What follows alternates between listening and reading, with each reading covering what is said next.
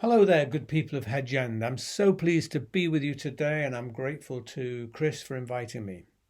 I've got very fond memories of our visits to St John's to talk about my books, and I certainly hope that there'll be more again in the future when we can once again sample your warm friendship and, of course, your delicious beer.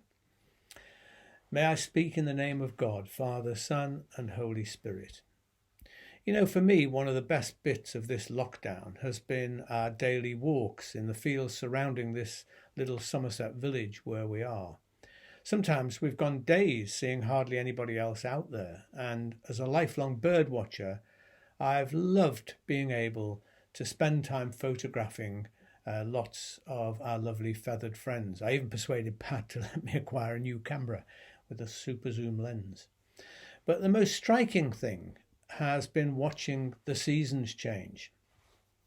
Now, I've lived through a lot of season changes in my life, but I've never before been so aware of them, especially observing day by day bare fields magically transform into flourishing crops.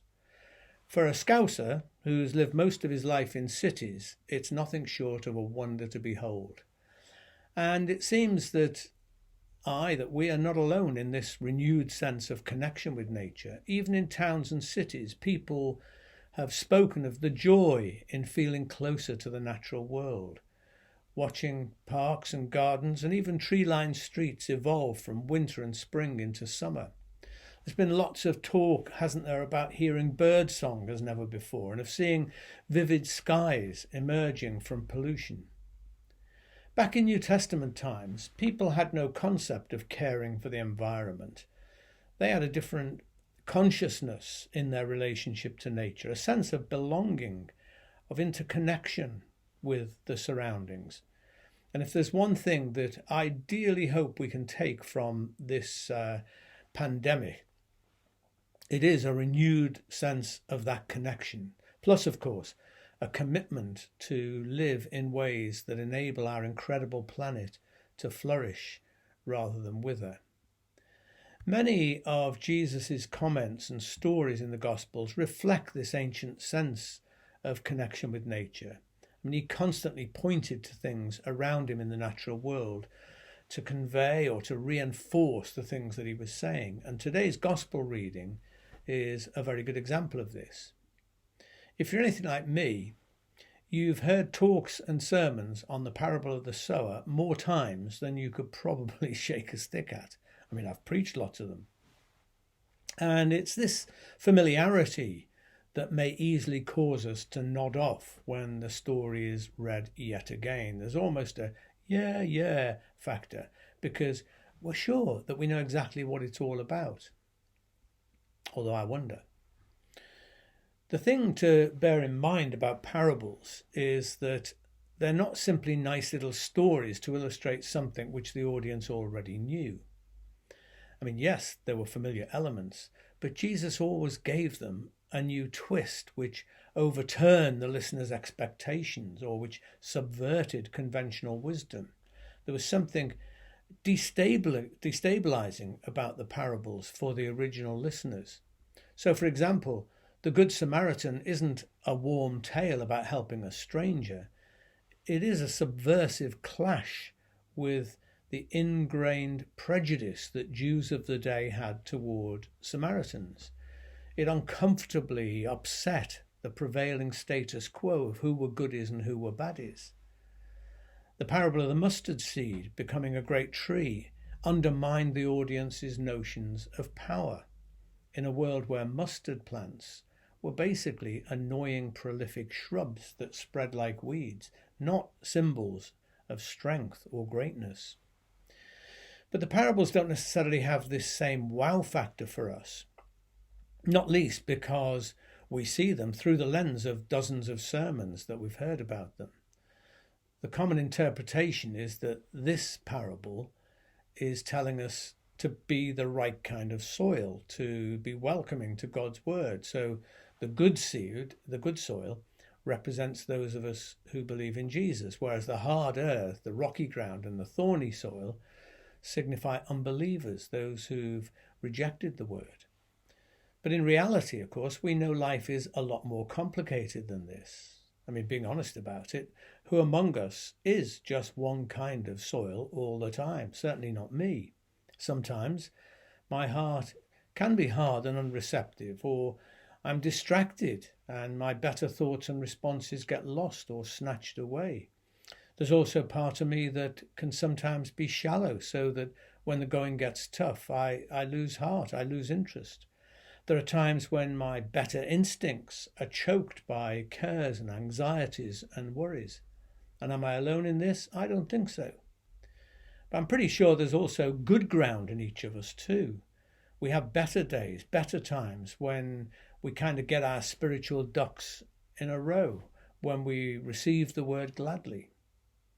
The purpose of this parable is not to draw a hard line between believers and unbelievers, Christians and non-Christians, and it isn't intended to spread guilt in each of us when we fail to live up to our highest hopes and expectations. And very importantly, the parable isn't primarily a story about soil, good or bad, or even a story about the seed. No, it's called the parable of the sower. Maybe this is why Jesus begins by calling the audience to pay attention. Listen, he says, don't be distracted or imagine that you know what I'm going to say. This story isn't about you, it's about the sower. In other words, it's telling us something important about God, about what God is like. So what would that be? Well, I'm pretty sure that when the original audience heard the story, they thought that the farmer, the sower, was basically crazy. To farmers then and now, but especially then, seed was something very precious. You looked after it. You sowed it with great care. You certainly didn't waste it. You didn't just fling it all over the place. And yet here's a sower who appears reckless, profligate with the seed. He does fling it everywhere with holy abandon.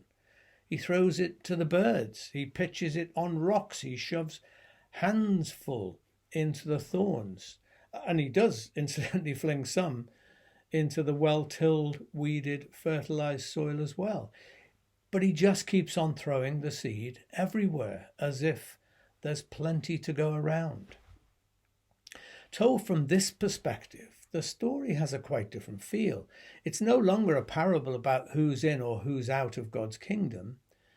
It's a wonderfully subversive message about divine grace, that God doesn't look on the world and see churchgoers and non-churchgoers, or Christians, Muslims, Buddhists, atheists, or whatever. God sees people who are precious and beloved. Imperfect, yes. Sometimes idiots, absolutely. Some full of faith, others racked with doubt, indeed. There are wayside people, rocky people, thorny people, weedy people. But God makes no distinction, flinging love and grace and forgiveness all over the place. There is a wastefulness or extravagance to God's love seen in this parable, which comes out in different ways in other parables too. A shepherd who won't be satisfied with 99 sheep safely tucked away because his stubborn love refuses to abandon even a single wanderer. A man who squanders a lavish banquet on strangers hauled off the street. A father who allows his son to blow his hard-earned savings on riotous living and then receives him back with a massive party and not even the vaguest hint of a moralizing lecture. Each of these stories would have had a subversive effect on the audience's notion of who or what God could be like. Am I, or is this parable saying that it doesn't matter how we live, that there's no consequences to the choices we make in life? Of course not. There are always consequences, different outcomes. So some grain brought forth a greater harvest than other grain did. And throughout his life and ministry, Jesus constantly calls us to make better choices, choices that cause us to become more fully alive, to become fully engaged as people and as communities. The word repent has become hijacked as an exclusively religious term, very often poker-faced and laden with guilt, by the way. But originally, metanoia, the Greek word, refers to the adopting of a new mentality or a fresh outlook. To repent is to embrace a healthier, fuller, more satisfying state of mind, not through guilt, but through the realization of a better way to be in the world. However, most of all, the parable of the sower is the parable of the sower. It's about a God of boundless grace who hurls unconditional love into the world and sends us out to do the same. The notion of extravagant, inclusive love, of universal grace, is not a trendy liberal idea. It's just the way Jesus went about revealing God in the world. Look, a glutton and a drunkard, a friend of tax collectors and sinners, they said, and Jesus never denied it. He sowed the seeds of God's unconditional love in every unlikely place imaginable, even from the cross, where he received a dying thief and forgave those who crucified him. The parable of the sower certainly challenges me to till my own soil, as it were, to make choices leading to fruitfulness, enabling me to look back on my life with joy and satisfaction. But above all, I wish to be filled with the spirit of that farmer, that sower, to set aside judgment, to live in the world with generous hope, to love with all the extravagance that I can muster. And to return to where I began, I hope we can all find some extravagant love for this beautiful, verdant, fragile world, our home, planet Earth, which needs quite a lot of TLC right now. Amen.